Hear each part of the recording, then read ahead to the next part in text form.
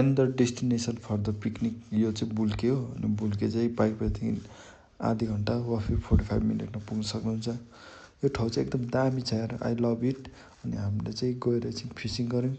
Until then हामीले चाहिँ क्र्याबहरू एकछिन सर्च गऱ्यौँ एन्ड वी फाउन्ड है। अनि भेटेपछि चाहिँ वी हेभ केम ब्याक। एकछिन पौडी खेलिसकेर चाहिँ we have prepare our tent. अनि राति भइसकेको थियौँ। हामीले क्याच गरेको क्र्याब चाहिँ हामीले पकायौँ है। अनि टेन्ट अल्सो अलरेडी रेडी। अनि एकछिन गफ गर्दै क्र्याब खाँदै it was nice moment because we share lot of memories है। अनि 10 बजेपछि चाहिँ हामी सुत्यौँ। सो बिहानै चाहिँ उठ्ने प्लान थियो र बिहानै उठेर चाहिँ फर्स्ट अफ अल मलाई चाहिँ कफी खानु मन लाग्छ।